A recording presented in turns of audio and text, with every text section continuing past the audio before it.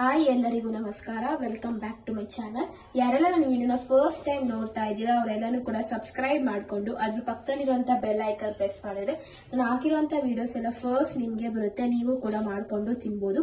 ನಾನಿವತ್ತು Christmas special ನಾನಿವತ್ತು plum cake ಹೇಗೆ ಮಾಡೋದು, ಅದು ನಾನ್ ಆಲ್ಕೋಹಾಲಿಕ್ ಪ್ಲಮ್ ಕೇಕ್ ಹೇಗೆ ಮಾಡೋದು, ಅದು ನಾನು ಆರೆಂಜ್ ಜ್ಯೂಸ್ ಬಳಸ್ಕೊಂಡು ಹೇಗೆ ಮಾಡ್ತೀನಿ, ಅದು ಹೆಲ್ತಿ ವೇಲಿ ನೋ ಮೈದಾ ನೋ ಶುಗರ್ ಮತ್ತೆ ನೋ ಆಯಿಲ್ ಅನ್ಬೋದು.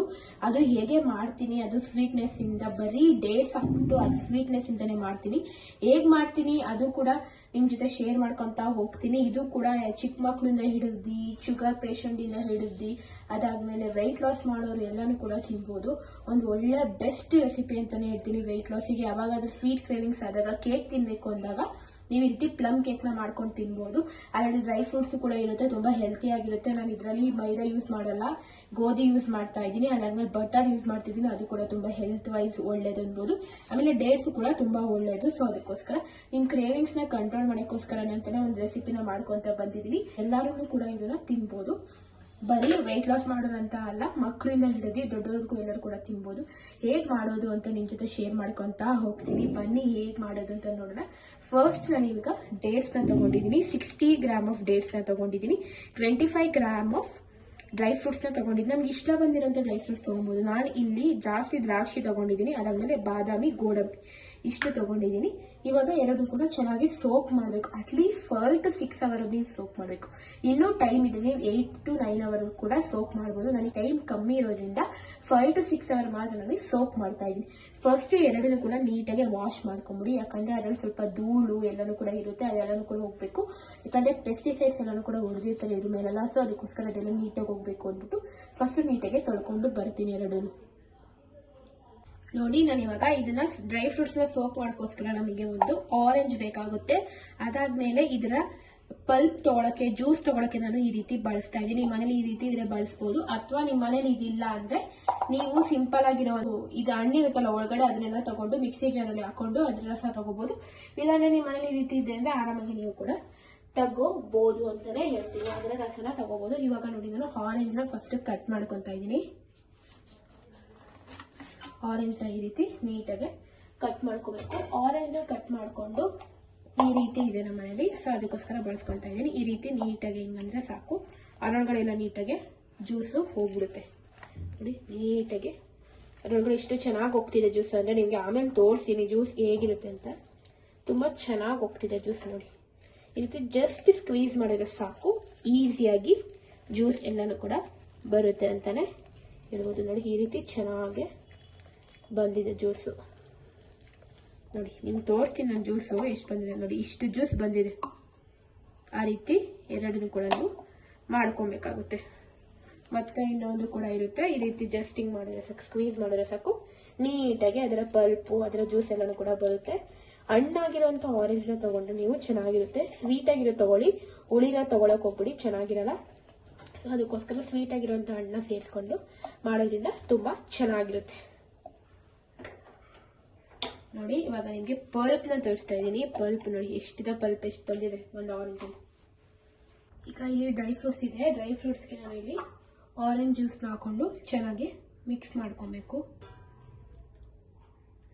ಚೆನ್ನಾಗಿ ಮಿಕ್ಸ್ ಮಾಡ್ಕೊಳ್ಳಿ, ಚೆನ್ನಾಗಿ ಸೋಪ್ ಮಾಡಿಡ್ಬೇಕು. ಅಟ್ಲೀಸ್ಟ್ 4 to 5 ಅವರ್ಸ್ ಆದ್ರೂ ಈ ಡ್ರೈ ಫ್ರೂಟ್ಸ್ ಅಲ್ಲಿ ಚೆನ್ನಾಗಿ, ಈ ಆರೆಂಜ್ ಜ್ಯೂಸ್ ಅಲ್ಲಿ ಡ್ರೈ ಫ್ರೂಟ್ಸ್ ಚೆನ್ನಾಗಿ ನೆಂದ್ರೆ ಅದರ ಫ್ಲೇವರ್ ತುಂಬಾ ಚೆನ್ನಾಗಿರುತ್ತೆ. ಯಾಕಂದ್ರೆ ನಾವಿಲ್ಲಿ ನಾನ್ ಆಲ್ಕೋಹಾಲಿಕ್ ಕೇಕ್ ಮಾಡ್ತಿರೋದ್ರಿಂದ ಈ ರೀತಿ ಮಾಡ್ಕೊಬೇಕಾಗುತ್ತೆ. ಇದಿವಾಗ ರೆಡಿ ಆಯ್ತು. ನೆಕ್ಸ್ಟ್ ನಾನು ಇಲ್ಲಿ ಡೇಟ್ಸ್ ನ ಚೆನ್ನಾಗಿ ಒನ್ ಟೈಮ್ ನೀರಲ್ಲಿ ವಾಶ್ ಮಾಡಿ ಇಟ್ಕೊಂಡಿದ್ದೀನಿ. ಇದಕ್ಕೆ ನಾನು ಬಿಸಿನೀರನ್ನ ಸೇರಿಸ್ಕೊಂತ ಇದ್ದೀನಿ, ಯಾಕಂದ್ರೆ ಬೇಗ ನೆನೀರಿ ಅನ್ನೋ ಒಂದು ಉದ್ದೇಶದಿಂದ ಮಾತ್ರ ನಾನು ಇಲ್ಲಿ ಬಿಸಿನೀರನ್ನ ಸೇರಿಸ್ಕೊಂತ ಇದ್ದೀನಿ. ಸೇರಿಸ್ಕೊಂಡಿದ ನಂತರ ಒನ್ ಟೈಮ್ ಚೆನ್ನಾಗಿ ಮಿಕ್ಸ್ ಮಾಡ್ಕೊಂಡ್ಬಿಟ್ಟು ಮುಚ್ಚಿಬಿಟ್ಟು ಒಂದು 6 to 7 ಅವರ್ಸ್ ಬಿಟ್ರೆ ರೆಡಿ ಆಗುತ್ತೆ. ಇದು ಸೋಪ್ ಆದ್ಮೇಲೆ ಏನೇನ್ ಮಾಡ್ಬೇಕು ಅಂತ ನಾನು ನಿಮ್ ಜೊತೆ ಶೇರ್ ಮಾಡ್ಕೊಂತ ಹೋಗ್ತೀನಿ. ಫಸ್ಟ್ ಇವೆರಡನ್ನೂ ರೆಡಿ ಮಾಡಿ ಇಟ್ಕೊಳ್ಳಿ. ನಾಳೆ ಕೇಕ್ ಮಾಡೋದಿದ್ರೆ ನೀವು ನೈಟ್ ಈ ರೀತಿ ಮಾಡ್ಕೊಂಡು ಇಟ್ಕೊಂಡ್ರೆ ಚೆನ್ನಾಗಿ ಫರ್ಮೆಂಟ್ ಆಗಿರುತ್ತೆ. ಡ್ರೈ ಫ್ರೂಟ್ಸ್ ಇದು ಕೂಡ ಚೆನ್ನಾಗಿ ಸೋಕ್ ಆಗಿರುತ್ತೆ. ಅವಾಗ ರುಬ್ಬಕ್ಕೆ ನಿಮಗೆ ತುಂಬಾ ಈಸಿ ಆಗುತ್ತೆ ಅನ್ಬೋದು. ಸೊ ಅದಕ್ಕೋಸ್ಕರ ಈ ಮೆಥಡ್ ನ ನೀವು ಫಾಲೋ ಮಾಡಿದ್ರೆ ಪಕ್ಕ ನಿಮ್ಗೆ ಕೂಡ ಇದೇ ರೀತಿ ಸೂಪರ್ ಆಗಿರುವಂತ ಪ್ಲಮ್ ಕೇಕ್ ರೆಡಿ ಆಗುತ್ತೆ. ಇದು ಸೋಕ್ 5 to 6 ಅವರ್ಸ್ ಆದ್ಮೇಲೆ ಸೋಕ್ ಆದ್ಮೇಲೆ ಹೇಗಿರುತ್ತೆ ಅಂತ ತೋರಿಸ್ತೀನಿ. ನಂತರ ರೆಸಿಪಿನ ಕಂಟಿನ್ಯೂ ಮಾಡ್ತೀನಿ ಅಂತ ಹೇಳುತ್ತಾ ಓಕೆ. ಗೈಸ್, ನಾನು ಅವಾಗಲೇ ನಿಮ್ಗೆ ತೋರಿಸಿದ್ದೆ. ಫಸ್ಟ್ ಬಂದು ಇದು ಡೇಟ್ಸ್ ನ ನೆನೆಸಿ ಇಟ್ಟಿದ್ದೆ, ಅದಾದ್ಮೇಲೆ ಡ್ರೈ ಫ್ರೂಟ್ಸ್ ಕೂಡ ನೆನೆಸಿ ಇಟ್ಟಿದ್ದೆ. ಈಗ ಒಂದು 5 to 6 hours ಆಯ್ತು. ಏನೇನ್ ಇಂಗ್ರೀಡಿಯೆಂಟ್ಸ್ ಬೇಕು ಇವಾಗ ಕೇಕ್ ಮಾಡಕ್ಕೆ, ಪ್ಲಮ್ ಕೇಕ್ ಮಾಡಕ್ಕೆ ಅಂತ ತೋರಿಸ್ತಾ ಇದ್ದೀನಿ. ಮೊದಲು ಬಂದು ನಾನು ಇಲ್ಲಿ ಹಾಲನ್ನ ತಗೊಂಡಿದ್ದೀನಿ, ಒಂದು ಲೋಟ ಅಷ್ಟು. ಅರೌಂಡ್ ನನಗೆ 50 ml ಅಷ್ಟು ಮಿಲ್ಕ್ ಇದೆ. ನಾನು ಇಲ್ಲಿ 2 ಹೋಲ್ ಹೇಗೆ 2 ಮೊಟ್ಟೆ ತಗೊಂಡಿದ್ದೀನಿ. ಇಲ್ಲಿ ನಾನು 120 gram of wheat flour, 120 gram ಅಷ್ಟು ಗೋಧಿ ಹಿಟ್ಟನ್ನ ತಗೊಂಡಿದ್ದೀನಿ. ಅದಾದ್ಮೇಲೆ 30 ಗ್ರಾಮ್ ಆಫ್ ಕೊಕೋವಾ ಪೌಡರ್ ನ ತಗೊಂಡಿದ್ದೀನಿ. ಯಾಕಂದ್ರೆ ಸ್ವಲ್ಪ ಚಾಕ್ಲೇಟ್ ಫ್ಲೇವರ್ ಕಮ್ಮಿ ಇರಲಿ ಅಂತ ತಗೊಂಡಿದ್ದೀನಿ. ಯಾಕಂದ್ರೆ ಡೇಟ್ಸ್ ಹಾಕೋದ್ರಿಂದ ಸ್ವಲ್ಪ ಕಲರ್ ಚೆನ್ನಾಗಿ ಬರುತ್ತೆ, ಸೊ ಅದಕ್ಕೋಸ್ಕರ. ಇದು ಸ್ವಲ್ಪ ಡಯಟ್ ರೆಸಿಪಿ ಆಗಿರೋದ್ರಿಂದ ಸ್ವಲ್ಪ ಕಮ್ಮಿ ಹಾಕಿದ್ದೀನಿ ಅನ್ಬೋದು. ಕೊಕೋವಾ ಪೌಡರ್ ಕ್ಯಾಲೋರೀಸ್ ಇರುತ್ತೆ ಅಂತ, ಸೊ ಅದಕ್ಕೋಸ್ಕರ. ಇಲ್ಲಿ ನಾನು ಬಟರ್ ಬಂದು ಅರೌಂಡ್ 35 ಗ್ರಾಮ್ ಆಫ್ ಬಟರ್ ನ ತಗೊಂಡಿದ್ದೀನಿ. ಅದಾದ್ಮೇಲೆ ಇಲ್ಲಿ 60 ಗ್ರಾಮ್ ಆಫ್ ಡೇಟ್ಸ್ ನ ತಗೊಂಡಿದ್ದೀನಿ. ಅದಾದ್ಮೇಲೆ 25 ಗ್ರಾಮ್ ಆಫ್ ಡ್ರೈ ಫ್ರೂಟ್ಸ್ ನ ತಗೊಂಡಿದ್ದೀನಿ. ಆಮೇಲೆ 1 ಸ್ಪೂನ್ ಅಷ್ಟು ನಾನಿಲ್ಲಿ ಬೇಕಿಂಗ್ ಪೌಡರ್, ಇದು ತುಂಬಾ ಮೇನ್ ಇಂಗ್ರೀಡಿಯೆಂಟ್ ಅಂತಾನೆ ಹೇಳ್ಬಹುದು ಕೇಕ್ ಮಾಡೋಕ್ಕೋಸ್ಕರ. ಕೇಕು ಚೆನ್ನಾಗಿ ರೈಸ್ ಆಗಬೇಕು ಅಂದ್ರೆ ಈ ಇಂಗ್ರೀಡಿಯೆಂಟ್ ಇರಲೇಬೇಕು. ಸೊ ಅದಕ್ಕೋಸ್ಕರ ಕೇಕ್ ಮಾಡಕ್ಕೆ, ಪ್ಲಮ್ ಕೇಕ್ ಮಾಡಕ್ಕೆ ಇಷ್ಟು ಇಂಗ್ರೀಡಿಯೆಂಟ್ ಇದ್ರೆ ಸಾಕು. ಆರಾಮಾಗಿ ನೀವು ಹೆಲ್ತಿ ವೇಲಿ ಮಾಡ್ಕೊಬಹುದು ಅಂತ ಹೇಳ್ತೀವಿ. ನೀವು ಗೋಧಿ ಹಿಟ್ಟು ಬದಲು ನೀವು ರಾಗಿ ಹಿಟ್ಟು ಕೂಡ ಸೇರಿಸ್ಕೊಬಹುದು, ಅಥವಾ ನೀವು ಡಯಟ್ ಏನು ಮಾಡಲ್ಲ ಹಾಗೆ ನಾವು ಮಾಡ್ತೀವಿ ಅಂದ್ರೆ ಇದ್ರ ಜಾಗದಲ್ಲಿ ನೀವು ಮೈದಾನು ಕೂಡ ಸೇರಿಸ್ಕೊಬಹುದು. ಈ ಡೇಟ್ಸ್ ಜಾಗದಲ್ಲಿ ನೀವು ಶುಗರ್ ಆದ್ರೂ ಸೇರಿಸ್ಕೊಬಹುದು, ಅಥವಾ ಜಾಗರಿ ಪೌಡರ್ ಆದ್ರೂ ಸೇರಿಸ್ಕೊಬಹುದು. ಈಗ 1:2 ರೇಷಿಯೋ ಅಂತ ಅನ್ಬೋದು. ನೀವೇನಾದ್ರೂ 50 ಗ್ರಾಮ್ ಅಷ್ಟು ಶುಗರ್ ಅಥವಾ ಜಾಗರಿ ಪೌಡರ್ ತಗೊಂಡ್ರೆ 100 ಗ್ರಾಮ್ ಅಷ್ಟು ಗೋಧಿ ಹಿಟ್ಟು ಅಥವಾ ಮೈದಾ ಹಿಟ್ಟು ತಗೋಬೇಕು. ಡಬಲ್ ಕ್ವಾಂಟಿಟಿಲಿ ತಗೋಬೇಕು. ಬೆಣ್ಣೆ 1/4 ಭಾಗ ತಗೋಬೇಕಾಗುತ್ತೆ. ಫಸ್ಟ್ ನಾನಿಲ್ಲಿ ಒಂದು ಬೌಲ್ ನ ತಗೊಂಡಿದ್ದೀನಿ. ಒಂದು ಬೌಲ್ ನ ತಗೊಂಡು ನಾನಿಲ್ಲಿ 2 ಮೊಟ್ಟೆನ ಹೊಡೆದಿ ಹಾಕೊಬೇಕಾಗುತ್ತೆ. ಈಗ ಲೆಟ್ಸ್ ಸ್ಟಾರ್ಟ್ ಬೇಕಿಂಗ್ ರೆಸಿಪಿ. ಹೇಗೆ ನಾವು ಬ್ಯಾಟರ್ ನ ಮಾಡೋದು ಅಂತ ತೋರಿಸ್ಕೊಡ್ತೀನಿ. ಮೊದಲು ನಾನಿಲ್ಲಿ 2 ಮೊಟ್ಟೆನ ತಗೊಂಡಿದ್ದೀನಿ. ಫಸ್ಟ್ ನಾನು ಈ ಮೊಟ್ಟೆಲಿ ಬರೀ ವೈಟ್ ಪಾರ್ಟ್ ಮಾತ್ರ ಸೇರಿಸ್ಕೊಂತಾ ಇದ್ದೀನಿ, ಯೆಲ್ಲೋ ಪಾರ್ಟ್ ನ ಸೇರಿಸ್ಕೊಂತಾ ಇಲ್ಲ. ಸೊ ಅದಕ್ಕೋಸ್ಕರ ಬರೀ ವೈಟ್ ಪಾರ್ಟ್ ಮಾತ್ರ ನೀವು ಸೇರಿಸ್ಕೊಬೇಕಾಗುತ್ತೆ.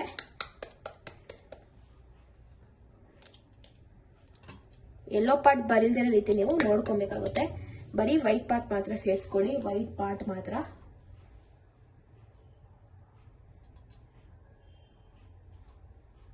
ಯಾಕಂದ್ರೆ ಅದು ಕ್ರೀಮಿಯಾಗಿ ಬರಬೇಕು ಅಂದ್ರೆ ವೈಟ್ ಪಾರ್ಟ್ ಮಾತ್ರ ಸೇರಿಸ್ಕೊಬೇಕು. ಯೆಲ್ಲೋ ಪಾರ್ಟ್ ಏನ್ ಮಾಡ್ಬೇಕು ಅಂತ ನಾನು ನಿಮ್ಗೆ ಆಮೇಲೆ ಹೇಳ್ತೀನಿ. ಫಸ್ಟ್ ವೈಟ್ ಪಾರ್ಟ್ ಮಾತ್ರ ಈ ರೀತಿ ಸೇರಿಸ್ಕೊಂಡು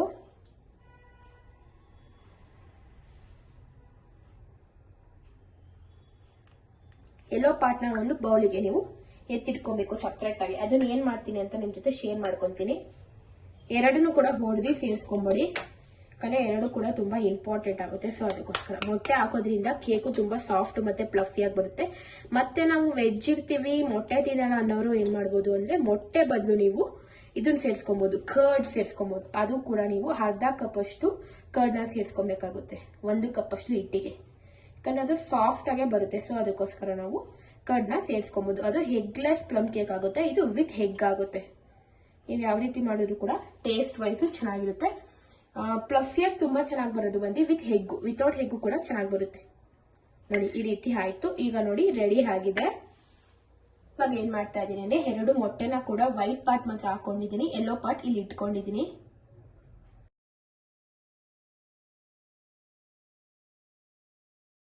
ನೋಡಿ ನಾನು ಇವಾಗ ಬ್ಲೆಂಡ್ ಮಾಡ್ಕೊಂತಾ ಇದ್ದೀನಿ. ಇದು ಬಂದು ಬ್ಲೆಂಡರು, ಅಥವಾ ನೀವು ನಿಮ್ಮ ಮನೇಲಿ ಈ ರೀತಿ ಒಂದಿರುತ್ತೆ ನೋಡಿ, ಬ್ಲೆಂಡರ್ ಇದ್ರೆ ಬ್ಲೆಂಡರ್ ನ ಬಳಸ್ಕೊಬಹುದು, ಅಥವಾ ಈ ರೀತಿ ಒಂದಿರುತ್ತೆ, ಈ ರೀತಿ ಚೆನ್ನಾಗಿ ಮಿಕ್ಸ್ ಮಾಡ್ಕೊಂಡು ಇದನ್ನು ಕೂಡ ನೀವು ಯೂಸ್ ಮಾಡ್ಕೊಬಹುದು. ನಮ್ಮ ಮನೇಲಿ ಇದಿಲ್ಲ ಅಂದ್ರೆ ನೀವು ಬ್ಲೆಂಡರ್ ಕೂಡ ಯೂಸ್ ಮಾಡ್ಕೊಬಹುದು. ಅವಾಗಲೇ ನಿಮ್ಗೆ ಮಿಕ್ಸ್ ಮಾಡಿ ತೋರಿಸಿ ನೋಡಿ.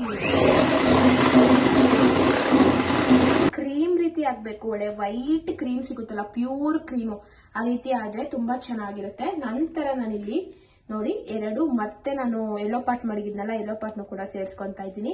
ಫಸ್ಟ್ ನಾವು ಯೆಲ್ಲೋ ಪಾರ್ಟ್ ಮತ್ತೆ ವೈಟ್ 2 ಕೂಡ ಹಾಕೊಂಡ್ಬಿಟ್ಟೆ ಚೆನ್ನಾಗಿ ಈ ರೀತಿ ಕ್ರೀಮ್ ರೀತಿ ಆಗೋಲ್ಲ. ಫಸ್ಟ್ ವೈಟ್ ಪಾರ್ಟ್ ನ ಹಾಕೊಂಡು ಕ್ರೀಮ್ ರೀತಿ ಮಾಡ್ಕೊಂಡು ನಂತರ ಈ ರೀತಿ ಹಾಕೋದ್ರಿಂದ ನಿಮ್ಗಿನ್ನು ಚೆನ್ನಾಗಾಗುತ್ತೆ ಅಂತ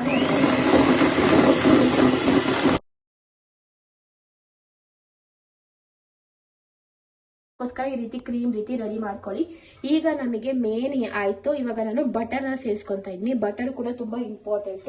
ಸೊ ಅದಕ್ಕೋಸ್ಕರ ಬಟರ್ ನ ಸೇರಿಸ್ಕೊಂಡು ಮತ್ತೆ 1 ಟೈಮ್ ಬ್ಲೆಂಡ್ ಮಾಡ್ಕೊಳ್ಳಿ. ಬಟರ್ ರೂಮ್ ಟೆಂಪರೇಚರ್ ಇರಬೇಕು. ಗಟ್ಟಿಯಾಗಿರುವಂತಹ ಬಟರ್ ಇದ್ರೆ ನೀವು ಸೇರಿಸ್ಕೊಳ್ಳೋಕೆ ಹೋಗ್ಬೇಡಿ. ರೂಮ್ ಟೆಂಪರೇಚರ್ ಇರುವಂತಹ ಬಟರ್ ನ ನೀವು ಸೇರಿಸ್ಕೊಳ್ಳಿ. ಸೇರಿಸ್ಕೊಂಡು ಮತ್ತೆ ಬ್ಲೆಂಡ್ ಮಾಡ್ಕೊಳ್ಳಿ.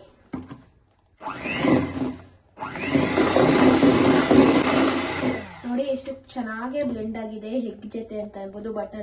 ಬಟರು ಕೂಡ ಈ ರೀತಿ ಚೆನ್ನಾಗಿ ಬ್ಲೆಂಡ್ ಆಗಿರ್ಬೇಕು. ಬ್ಲೆಂಡ್ ಆದ್ರೇನೆ ನಮಗೆ ಟೇಸ್ಟ್ ವೈಸ್ ಅನ್ನೋದು ತುಂಬಾ ಚೆನ್ನಾಗಿರುತ್ತೆ. ಸೊ ಅದಕ್ಕೋಸ್ಕರ ಚೆನ್ನಾಗಿ ಬ್ಲೆಂಡ್ ಮಾಡಿ ಎತ್ತಿಟ್ಕೊಳ್ಳಿ. ಚೆನ್ನಾಗಿ ಬ್ಲೆಂಡ್ ಮಾಡಿ ಎತ್ತಿಟ್ಕೊಂಡ್ಮೇಲೆ ನಾನು ಒಂದು ಮಿಕ್ಸಿ ಜಾರ್ನ ತಗೊಂಡು ನಾನು ಡೇಟ್ಸ್ ನೆನೆಸಿ ಇಟ್ಟಿದ್ದೆ. ನೋಡಿ ಡೇಟ್ಸ್ ಎಷ್ಟು ಸಾಫ್ಟ್ ಆಗಿದೆ ಅಂತ. ಈ ರೀತಿ ಸಾಫ್ಟ್ ಆಗಾದ್ರೆ ರುಬ್ಬಕ್ಕೆ ತುಂಬಾ ಚೆನ್ನಾಗಿರುತ್ತೆ. ಸೊ ಅದಕ್ಕೋಸ್ಕರ ಈಗ ನಾನು ಡೇಟ್ಸ್ ಹಾಕೊಂತಾ ಇದ್ದೀನಿ. ಒಂದು ಮಿಕ್ಸಿ ಜಾರ್ಗೆ ಹಾಕೋಬೇಕು. ಅದು ಹಾಕೊಂಡು ಸ್ವಲ್ಪ ಹಾಲನ್ನ ಹಾಕೊಂತಾ ಇದ್ದೀನಿ, ಯಾಕಂದ್ರೆ ರುಬ್ಬೇಕಲ್ಲ, ಸ್ವಲ್ಪ ಗಟ್ಟಿಯಾಗಿ ರುಬ್ಕೊಳ್ಳಿ. ಹಾಲು ಹಾಕೊಳ್ಳಿ, ಸ್ವಲ್ಪ ಹಾಲು ಹಾಕೊಂಡು ಈಗ ನೀವು ಮಿಕ್ಸಿ ಜಾರಿನ ಕ್ಲೋಸ್ ಮಾಡಿ ಚೆನ್ನಾಗಿ ಗ್ರೈಂಡ್ ನುಣ್ಣಗೆ ಚೆನ್ನಾಗಿ ರುಬ್ಕೊಂಡು ಬಂದ್ರೆ ಈಗ ನಮಗೆ ಡೇಟ್ ಸಿರಪ್ ಅಂತಾನೆ ಹೇಳ್ಬೋದು. ಡೇಟ್ ಪ್ಯೂರಿ ಅಥವಾ ಡೇಟ್ ಪೇಸ್ಟ್ ರೆಡಿ ಆಗಿರುತ್ತೆ. ರುಬ್ಕೊಂಡು ನಿಮ್ಗೆ ತೋರಿಸ್ತೀನಿ. ನೋಡಿ ನಾನು ಇವಾಗ ರುಬ್ಕೊ ಬಂದಿದ್ದೀನಿ, ರೆಡಿ ಆಗಿದೆ. ನಿಮ್ಗೆ ತೆಗ್ದು ತೋರಿಸ್ತೀನಿ ಯಾವ ರೀತಿ ಆಗಿದೆ ಅಂತ. ಪೇಸ್ಟು ನೋಡಿ ಈ ರೀತಿ ರೆಡಿ ಆಗಿದೆ. ಪೇಸ್ಟ್ ರೀತಿ ಆಗಿರ್ಬೇಕು ಚೆನ್ನಾಗೆ. ನೋಡಿ ಈ ರೀತಿ ನುಣ್ಣಗೆ ರುಬ್ಬಿರ್ಬೇಕು, ಚೆನ್ನಾಗಿ ಪೇಸ್ಟ್ ಆಗಿರ್ಬೇಕು. ಈಗ ನಾವು ಈ ಪ್ಯೂರಿನ ಈ ಬೌಲಿಗೆ ನಾವು ಟ್ರಾನ್ಸ್ಫರ್ ಮಾಡ್ಕೊಬೇಕಾಗುತ್ತೆ. ಈ ಪ್ಯೂರಿ ಅವಾಗಲೇ ನಾವು ಏನೇನು ಹಾಕಿದೋ, ಮೊಟ್ಟೆ ಹಾಕಿದೋ, ಮತ್ತೆ ನಾವು ಇದರಲ್ಲಿ ಬೆಣ್ಣೆ ಹಾಕ್ಬಿಟ್ಟು ಇದನ್ನು ಕೂಡ ಚೆನ್ನಾಗಿ ಬೀಟ್ ಮಾಡ್ಕೊಂಡಿರೋದಕ್ಕೆ ಈ ಪ್ಯೂರಿನ ನಾವು ನೀಟಾಗಿ ಸೇರಿಸ್ಕೊಬೇಕಾಗುತ್ತೆ. ಸ್ವಲ್ಪ ಹಾಲು ಅಥವಾ ನೀರು ಹಾಕೊಂಡು ಮಿಕ್ಸಿ ಜಾರಲ್ಲಿ ಇರುವಂಥ ಎಕ್ಸ್ಟ್ರಾ ಎಲ್ಲನೂ ಕೂಡ ಸೇರಿಸ್ಕೊಳ್ಳಿ. ನೋಡಿ ಗಾಯ್ಸ್, ನಾನು ಇವಾಗ ಸೇರಿಸ್ಕೊಂಡಿದ್ದೀನಿ ಡೇಟ್ಸ್ ಪ್ಯೂರಿನ. ಮತ್ತೆ ಒನ್ ಟೈಮ್ ಚೆನ್ನಾಗಿ ಬ್ಲೆಂಡ್ ಮಾಡ್ಕೊಬೇಕಾಗುತ್ತೆ. ನೋಡಿ ಚೆನ್ನಾಗಿ ಬ್ಲೆಂಡ್ ಮಾಡಿಟ್ಕೊಂಡಿದ್ದೀನಿ. ಈ ರೀತಿ ಆಗಿದೆ. ಈಗ ಆಗಿದ ನಂತರ ನಾನು ಫಸ್ಟ್ ಬಂದು ಇಲ್ಲಿ ಗೋಧಿ ಹಿಟ್ಟನ್ನ ಸೇರಿಸ್ಕೊಂತಾ ಇದ್ದೀನಿ. ಗೋಧಿ ಹಿಟ್ಟನ್ನ ಸೇರಿಸ್ಕೊಂಡು ನಂತರ ನಾನು ಈ ರೀತಿ ಮಿಕ್ಸರ್ ಬರುತ್ತೆ, ಈ ರೀತಿ ಮಿಕ್ಸ್ ಮಾಡ್ಕೊಳ್ಳುವಂಥದ್ದು ಬರುತ್ತೆ. ಇದೆಲ್ಲ ಕೇಕಿಗೆ ಆಲ್ಮೋಸ್ಟ್ ಯೂಸ್ ಮಾಡ್ತೀವಿ ನಾವು, ಮಿಕ್ಸ್ ಮಾಡುವಂಥದ್ದು ಇದು. ಈಗ ನಾನು ಹಿಟ್ಟು ಹಾಕೊಂಡು ಚೆನ್ನಾಗಿ ಒನ್ ಟೈಮು ಕಲ್ಸ್ಕೊಬೇಕಾಗುತ್ತೆ. ಅದು ಕೂಡ ಕಟ್ ಅಂಡ್ ಫೋಲ್ಡ್ ಮೆಥಡ್ ಅಲ್ಲಿ, ಈ ರೀತಿ ಕಟ್ ಅಂಡ್ ಫೋಲ್ಡ್ ಮೆಥಡ್ ಅಲ್ಲಿ ನೀಟಾಗಿ ಚೆನ್ನಾಗಿ ಕಲ್ಸ್ಕೋಬೇಕು. ನೋಡಿ ನಾನು ವಿಡಿಯೋದಲ್ಲಿ ಹೇಗೆ ತೋರಿಸ್ತಾ ಇದ್ದೀನೋ ಅದೇ ರೀತಿ ನೀವು ಕೂಡ ಕಲ್ಸ್ಕೊಳ್ಳಿ. ಕಟ್ ಅಂಡ್ ಫೋಲ್ಡ್ ರೀತಿಯಲ್ಲಿ ಕಲ್ಸ್ಕೊಂಡ್ರೆ ಕೇಕ್ ಬ್ಯಾಟರು ತುಂಬಾ ಚೆನ್ನಾಗಿ ಬರುತ್ತೆ ಅಂತಾನೆ ಕಟ್ ಅಂಡ್ ಫೋಲ್ಡ್ ಮೆಥಡ್ ಅಲ್ಲಿ ನಾನು ಇಲ್ಲಿ ಕಲ್ಸ್ಕೊಂತಾ ಇದ್ದೀನಿ. ನೋಡಿ ಈ ರೀತಿ ಕಟ್ ಅಂಡ್ ಫೋಲ್ಡ್ ಮೆಥಡ್ ಅಲ್ಲಿ ಕಲ್ಸ್ಕೊಳ್ಳಿ. ಕಲ್ಸ್ಕೊಂಡು ಆದಿದ ನಂತರ ನಾನಿಲ್ಲಿ ಕೊಕೋವಾ ಪೌಡರ್ನ ಸೇರಿಸ್ಕೊಂತಾ ಇದ್ದೀನಿ. ಕೊಕೋವಾ ಪೌಡರ್ನ ಸೇರಿಸ್ಕೊಂತಾ ಇದ್ದೀನಿ. ನಂತರ ನಾನಿಲ್ಲಿ ಸ್ವಲ್ಪ ಹಾಲನ್ನ ಸೇರಿಸ್ಕೊಂತಾ ಇದ್ದೀನಿ. ಕಲ್ಸಕ್ಕೆ ಎಷ್ಟು ಬೇಕು ಅಷ್ಟು ನೋಡಿಕೊಂಡು ಹಾಲನ್ನ ಸೇರಿಸ್ಕೊಳ್ಳಿ. ಕೊಕೋವಾ ಪೌಡರ್ ಹಾಕೋದ್ರಿಂದ ಕಲರ್ ತುಂಬಾ ಚೆನ್ನಾಗಿರುತ್ತೆ, ಮತ್ತೆ ಟೇಸ್ಟ್ ಕೂಡ ತುಂಬಾ ಚೆನ್ನಾಗಿ ಬರುತ್ತೆ ಅಂತ ಕೊಕೋವಾ ಪೌಡರ್ನ ಸೇರಿಸ್ಕೊಟ್ಟು. ಬೇಕಿಲ್ಲ, ನಿಮ್ಗೆ ಇಷ್ಟ ಆಗಲ್ಲ ಅಂದ್ರೆ ಆಪ್ಷನಲ್, ಸೇರಿಸ್ಕೊಂಡ್ರೆ ಸೇರಿಸ್ಕೊಬಹುದು. ಬಟ್ ಸೇರಿಸ್ಕೊಳ್ಳಿ ಅಂತಾನೆ ನಾನು ಸಜೆಸ್ಟ್ ಮಾಡ್ತೀನಿ, ಯಾಕಂದ್ರೆ ಕಲರು ಕೂಡ ಚೆನ್ನಾಗಿರುತ್ತೆ, ಟೇಸ್ಟ್ ಕೂಡ ತುಂಬಾ ಚೆನ್ನಾಗಿರುತ್ತೆ. ಮಕ್ಕಳು ಯಾರೆಲ್ಲ ಇಷ್ಟಪಡ್ತಾರೆ ಚಾಕ್ಲೇಟ್ ಫ್ಲೇವರ್, ಅವರಿಗೆಲ್ಲ ತುಂಬಾ ಇಷ್ಟ ಆಗುತ್ತೆ ಅಂತಾನೆ ಹೇಳ್ಬೋದು. ಸೊ ಅದಕ್ಕೆ ಈ ರೀತಿ ನೀಟಾಗಿ ಚೆನ್ನಾಗಿ ಮಿಕ್ಸ್ ಮಾಡ್ಕೊಬೇಕು. ಫಸ್ಟ್ ಮಿಕ್ಸ್ ಮಾಡ್ಕೊಂಡಿದ ನಂತರ ನಾನು ಇಲ್ಲಿ ಡ್ರೈ ಫ್ರೂಟ್ಸ್ ನೆನೆಸಿದ್ನಲ್ಲ ಆವಾಗಲೇ, ಅದೆಲ್ಲನೂ ಕೂಡ ಸೇರಿಸ್ಕೊಂತಾ ಇದ್ದೀನಿ. ಮತ್ತೆ ಅದ್ರಲ್ಲಿ ಸ್ವಲ್ಪ ಆರೆಂಜ್ ಜ್ಯೂಸ್ ಇರುತ್ತೆ. ಸೊ ಅದಕ್ಕೋಸ್ಕರ ನಾನು ಸ್ವಲ್ಪ ನೀರನ್ನ ಕಮ್ಮಿನೇ ಹಾಕೊಂಡು ನೀಟಾಗಿ ಕಲಿಸ್ತಾ ಇದ್ದೀನಿ, ಯಾಕಂದ್ರೆ ಅದ್ರಲ್ಲಿ ಆರೆಂಜ್ ಜ್ಯೂಸ್ ಇರುತ್ತಲ್ಲ. ಆಮೇಲೆ ನಂತರ ನಾನಿಲ್ಲಿ ಹಾಲನ್ನ ಹಾಕೊಳ್ಳಲ್ಲ ಅಂತ. ಸೊ ಅದಕ್ಕೋಸ್ಕರ ಫಸ್ಟ್ ಆರೆಂಜ್ ಜ್ಯೂಸ್ ಅಲ್ಲೇ ನಾನು ನೀಟಾಗಿ ಕಲಿಸ್ತಾ ಇದ್ದೀನಿ. ಹಾಗೆ ಕಲ್ಸ್ಕೊಬೇಕಾಗುತ್ತೆ. ನೋಡಿ ಡ್ರೈ ಫ್ರೂಟ್ಸ್ ಎಲ್ಲಾನು ಕೂಡ ಹೇಗಿದೆ ಚೆನ್ನಾಗಿ ಕಲ್ಸ್ಕೊಬೇಕಾಗುತ್ತೆ. ಮತ್ತೆ ನಿಮ್ಗೆ ಸ್ವಲ್ಪ ಹಾಲು ಬೇಕು ಅಥವಾ ನೀರು ಬೇಕು ಅಂದ್ರೆ ನೀವು ಸೇರಿಸ್ಕೊಬಹುದು. ನಾನಿಲ್ಲಿ ಸ್ವಲ್ಪ ಹಾಲನ್ನ ಸೇರಿಸ್ಕೊಂತಾ ಇದ್ದೀನಿ, ಇನ್ನು ಸ್ವಲ್ಪ ತೆಳ್ಳಗಿರ್ಲಿ ಅಂತ. ಅದನ್ನು ಕೂಡ ಚೆನ್ನಾಗಿ ಮಿಕ್ಸ್ ಮಾಡಿ.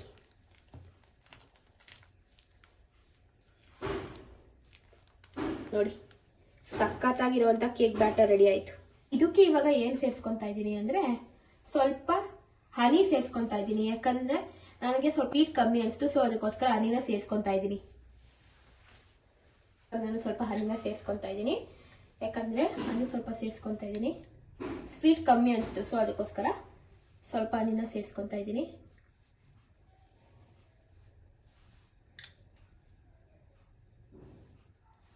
ನೀವು ಬೇಕಿದ್ರೆ ಸ್ವಲ್ಪ ಜಾಗರಿ ಪೌಡರ್ ಆದ್ರೂ ಸೇರಿಸ್ಕೊಬಹುದು, ಅಥವಾ ನೀವು ಬೇಕಿದ್ರೆ ಸ್ವಲ್ಪ ಶುಗರ್ ಕೂಡ ಸೇರಿಸ್ಕೊಬಹುದು. ಇದು ಬಂದು ಡಯಟ್ ರೆಸಿಪಿ ಆಗಿರೋದ್ರಿಂದ ಶುಗರ್ ಜಾಗರಿ ಏನು ಕೂಡ ಆಗ್ತಾ ಇಲ್ಲ, ಬರೀ ಹನಿ ಮತ್ತೆ ಡೇಟ್ಸ್ ಇಂದನೇ ಮಾಡ್ತಾ ಇದ್ದೀನಿ.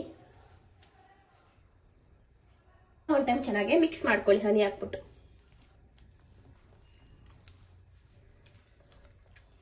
ಯಾಕಂದ್ರೆ ಈಗ ಸ್ವೀಟು ಚೆನ್ನಾಗಿ ಬ್ಯಾಲೆನ್ಸ್ ಆಗಿರುತ್ತೆ ಅಂತ ನಾನು ಸ್ವಲ್ಪ ಹನಿ ಹಾಕ್ತೆ, ಯಾಕಂದ್ರೆ ಸ್ವಲ್ಪ ನನಗೆ ಸ್ವೀಟ್ ಕಮ್ಮಿ ಅನಿಸ್ತು, ಸೊ ಅದಕ್ಕೋಸ್ಕರ. ನೋಡಿ ಈಗ ರೆಡಿ ಆಯ್ತು. ಲಾಸ್ಟ್ ಅಲ್ಲಿ ನೀವು ಬೇಕಿಂಗ್ ಪೌಡರ್ ಹಾಕ್ಬೇಕು.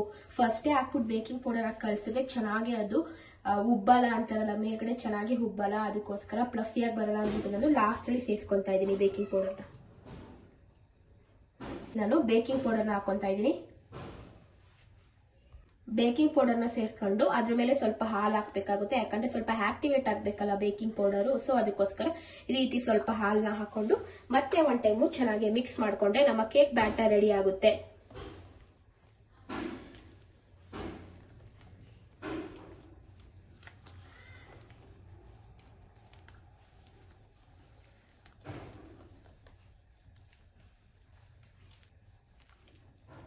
ಬ್ಯಾಟರ್ ರೆಡಿ ಆಯ್ತು. ಅದು ಕೂಡ ಗಿಲ್ಟ್ ಫ್ರೀ, ಶುಗರ್ ಫ್ರೀ ಅಂತಾನೆ ಹೇಳ್ಬೋದು. ನೀವು ಕೂಡ ಇದೇ ರೀತಿ ಮನೆಯಲ್ಲಿ ಟ್ರೈ ಮಾಡಿ ಮಕ್ಳಿಗೆ ಅಥವಾ ಎಲ್ಲರಿಗೂ ಕೂಡ ನೀವು ಕೊಡ್ಬೋದು. ಕೇಕ್ ಬ್ಯಾಟರ್ ನೋಡಿ ನೋಡೋಕೆ ತುಂಬಾ ಚೆನ್ನಾಗಿದೆ, ಇನ್ನು ಬೇಕಾದ್ರೆ ಇನ್ನು ಎಷ್ಟು ಟೇಸ್ಟಿ ಆಗಿರುತ್ತೆ ಅಂತ ನಿಮ್ಗೂ ಕೂಡ ಗೊತ್ತಾಗುತ್ತೆ. ಈಗ ನಾನು ಒಂದು ಮೋಲ್ಡ್ ನ ತಗೊಂಡಿದ್ದೀನಿ. ನಾನು ಇಲ್ಲಿ ಬಂದು ಹಾಟ್ ಶೇಪ್ ಮೋಲ್ಡ್ ನ ತಗೊಂಡಿದ್ದೀನಿ. ನಿಮ್ಮ ಮನೇಲಿ ಯಾವ ಮೋಲ್ಡ್ ಇದೆ ಅದನ್ನ ನೀವು ತಗೊಬಹುದು, ಅಥವಾ ಒಂದು ಚಿಕ್ಕದಾಗಿರುವಂತ ಪಾತ್ರೆಗಳು ಕೂಡ ನೀವು ತಗೋಬಹುದು.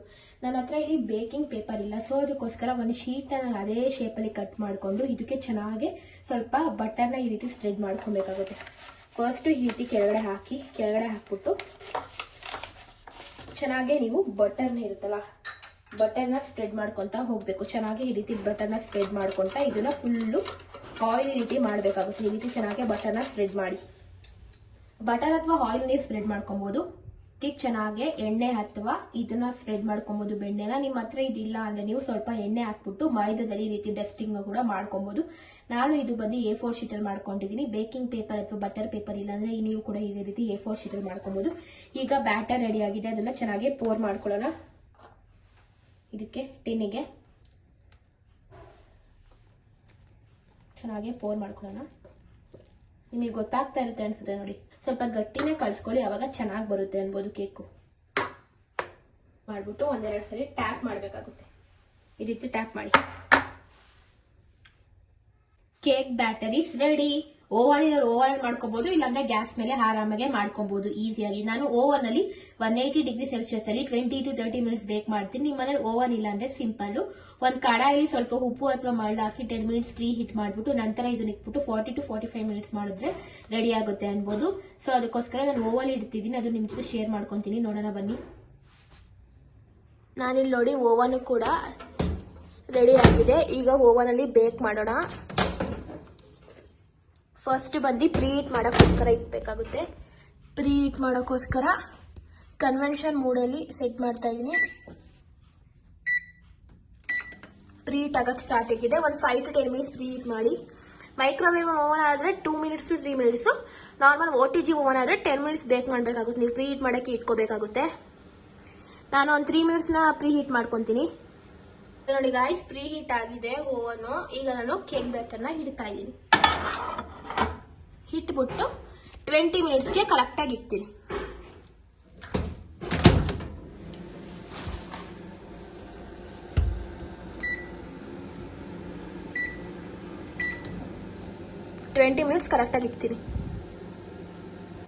ನೋಡಿ ಚೆನ್ನಾಗೇ ಬೇಕಾಗ್ತಿದೆ.